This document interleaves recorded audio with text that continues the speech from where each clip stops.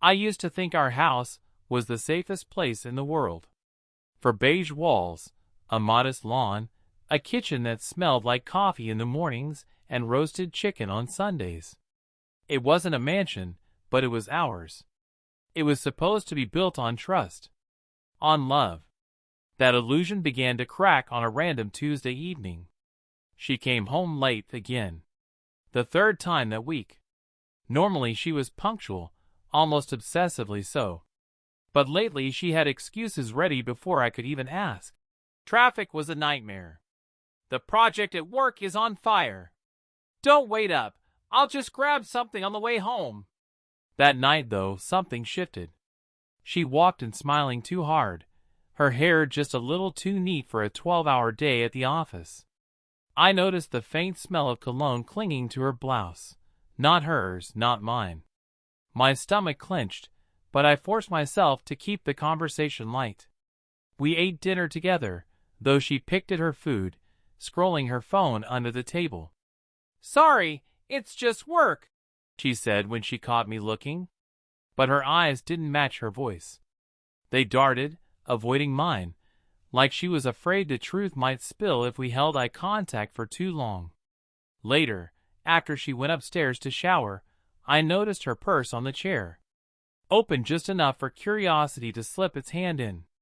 Inside, among the receipts and lipstick, was something I'd never seen before, a hotel key card.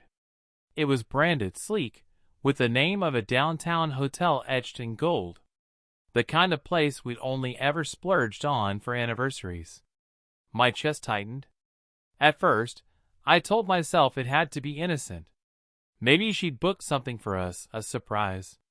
Maybe her boss had asked her to hold on to it. But deep down, I already knew better. That night, I couldn't sleep.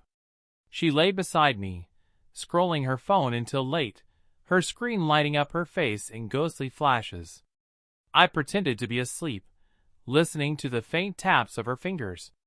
Messages. Laughter. A pause. A sigh. Then silence. When her breathing steadied, I slipped out of bed. My hand shook as I pulled the hotel key card from her purse again. I stared at it like it might whisper the truth. I checked the trash can in the bathroom, heart hammering. Buried under tissues and a used floss pick was a crumpled receipt. A restaurant, downtown. 2 entrees, 2 glasses of wine. Not a takeout order. Not a lonely dinner after work. I sat on the toilet lid, holding that slip of paper like it was a death certificate. Every laugh we'd shared, every promise she'd whispered at night, suddenly they all felt hollow. The woman beside me wasn't the woman I thought I'd married. The following evenings became torture. Her phone was never far from her hand. She used to leave it charging in the kitchen overnight, but now it came to bed with her tucked under her pillow. When I asked why, she said she used it as an alarm. A small thing, but every small thing stacked into something heavy. Sometimes she'd shower with it perched on the bathroom counter, screen face down. Once, I saw a message light up, just initials. M. She snatched it before I could blink. Work, she said again, smiling that brittle smile that didn't reach her eyes. I wanted to confront her right there, but fear held me back. Fear of the truth. Fear of the silence that would follow once the lies ran out. One night, she came home late and fell asleep quickly, exhausted. Her phone buzzed once, twice, then again. Carefully, I slid it from her grasp. The screen glowed against the dark. The messages were short, coded. Tomorrow? Can't wait. Same place. I felt the air leave my lungs. Same place. It was the hotel. It had to be. I slipped the phone back into her hand and lay there in the dark, my mind racing. A plan was already forming in the back of my skull, quiet but steady. I couldn't scream. I couldn't rage. I couldn't blow everything open without proof. I had to be patient. The next day, I went through her laundry basket while she was at work. My hands trembled as I lifted a blouse, and caught a faint scent that didn't belong to me. A man's cologne. Subtle, expensive, nothing like the deodorant I wore. I sank onto the floor, clothes spilling around me, suffocated by betrayal.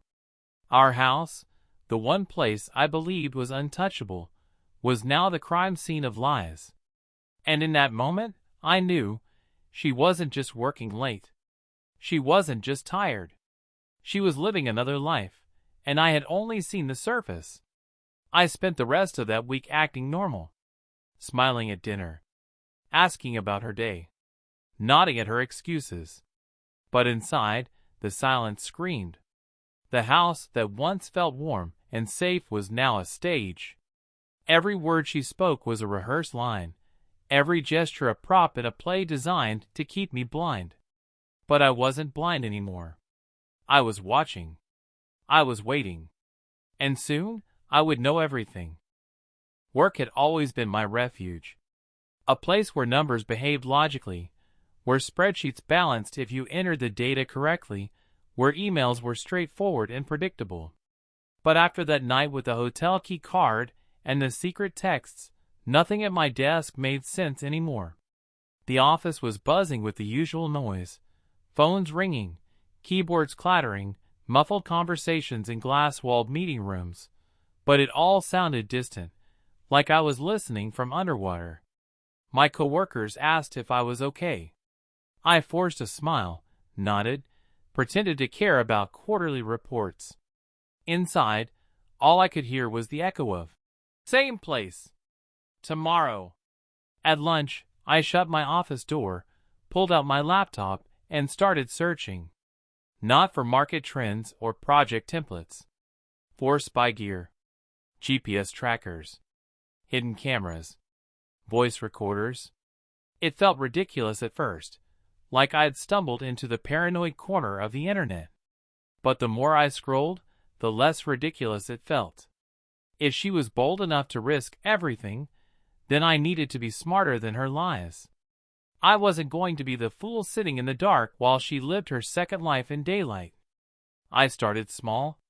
A discreet voice recorder, cheap but effective, small enough to slip into a purse without notice. A GPS tracker the size of a lighter, disguised as a USB stick. I ordered them with overnight delivery, using cash at a local shop that didn't ask questions. That afternoon, while colleagues debated deadlines, I was quietly sketching a plan in the margins of a notepad. I wrote down days of the week times she said she was working late, cross-referenced them with her excuses. Patterns emerged. Wednesdays and Fridays. Always. Meetings. Always. Don't wait up. It wasn't a coincidence. By the time my calendar chimed for the next meeting, my mind was already miles away. Not on budgets or clients, but on her purse, her phone, her perfectly rehearsed lies. The first test came quicker than I expected. That evening she mentioned yoga, her voice casual, her hand brushing my shoulder, as if to soften the blow of her absence. "Have fun," I said with a smile I didn't feel. While she showered, I slipped the recorder into the lining of her bag. My fingers shook, but she never noticed. She kissed me goodbye, smelling faintly of lavender shampoo, and walked out the door. I sat at the kitchen table, staring at the clock. Every tick was a hammer against my ribs. Hours later, when she returned, glowing, humming softly, she tossed the bag on the chair as usual. I waited until she was asleep before retrieving it. Listening to the playback was like stabbing myself in the chest on purpose. Her voice was unmistakable. Light, playful. Not the weary tone she used when talking about long days. A man's voice responded, deep, confident, followed by the clink of glasses. "Same time next week?" he asked. "Wouldn't miss it," she replied. The recorder captured laughter, low and intimate. The scrape of chairs. The faint shuffle of movement I didn't want to imagine. I pressed stop, my thumb trembling. Rage boiled in me, hot and suffocating, but it wasn't enough to break me. It only sharpened my focus. This wasn't just about betrayal anymore. It was about exposure. At the office the next day, I was a ghost. People spoke to me, but I didn't hear. I was too busy planning the next phase. If a voice recorder could reveal this much, what else could I catch? I researched hidden cameras, discreet and portable, easy to place in a hotel room. I scrolled through forums where betrayed spouses shared stories, methods, advice. Each post fed the fire in me. I wasn't alone. I wasn't crazy. This was real, and I was preparing for war. My notebook filled with bullet points. Step 1. Track her movements with GPS. Step 2. Follow her to the hotel. Step 3. Catch them in the act. Step 4. Destroy the double life she built. It read like a battle plan because that's what it was. A war she didn't even know she'd started. That Friday, when she slipped into her yoga clothes and kissed me goodbye, I hugged her a second too long. My heart was pounding with the weight of the GPS tracker I had just planted in her car. "Drive safe," I whispered. As she pulled away, I opened the tracking app on my phone. A small red dot blinked to life. It didn't go to a gym. It didn't even pretend to. It went straight downtown. To the same hotel. I sat in my office the next morning, staring at that map, at the cold proof of her betrayal. My colleagues thought I was deep in concentration, working overtime. In reality, I was watching the double life of my wife unfold on a screen. Every move she made, every lie she told, I tracked. And with each blinking update, the fury in me turned to something else. Resolve. Because if she wanted to live two lives, I was going to end both. The hotel looked different when you weren't walking through its doors as a guest. I wasn't dressed for dinner, I wasn't here for a conference, and I wasn't here with a smile. I was the shadow no one wanted to acknowledge, a storm waiting to break. The GPS tracker blinked steady on my phone, leading me straight to the truth. Her car had been parked there for 20 minutes already. I sat in mine across the street, engine off, hands locked around the steering wheel so tight my knuckles ached. My mind screamed to storm it immediately, to tear open the walls, and show everyone what kind of woman she really was. But rage without timing is useless. I waited, let the fury simmer into something sharper. Patience wasn't surrender.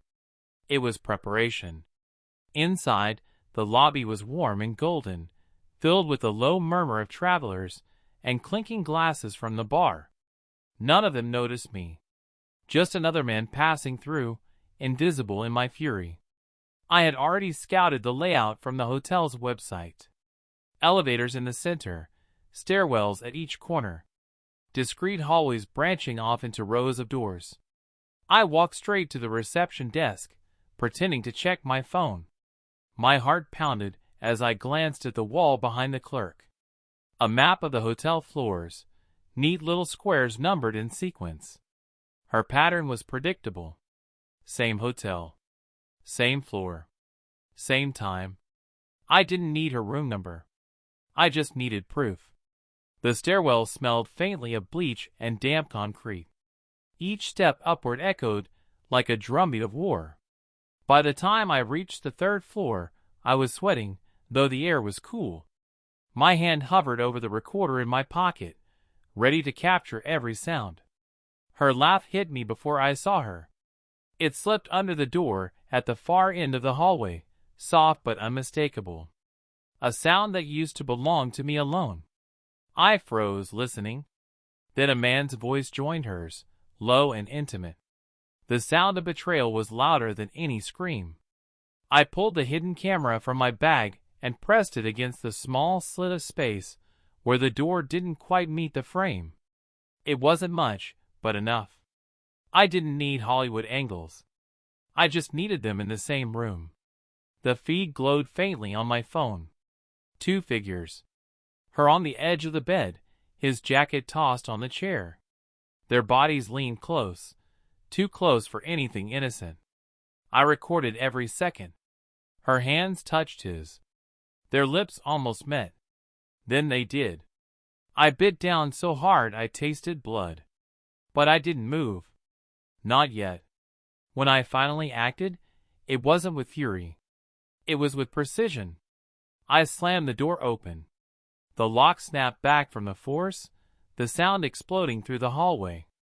They froze. She gasped, pulling away, her face draining of color. He stumbled, caught between guilt and arrogance.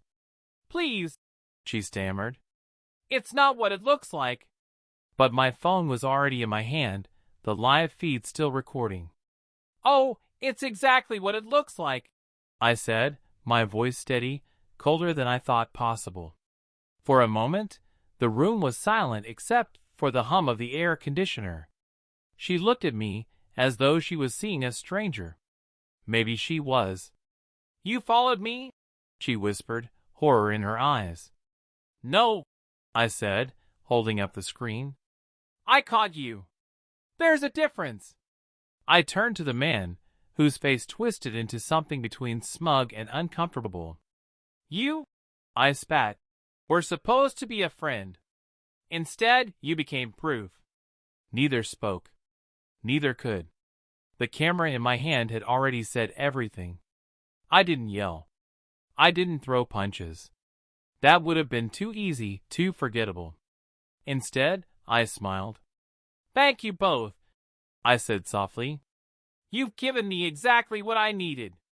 I left before they could reply, the door slamming shut behind me like the end of a chapter. Back in the car, I replayed the footage. Her laugh. His hand. Their kiss.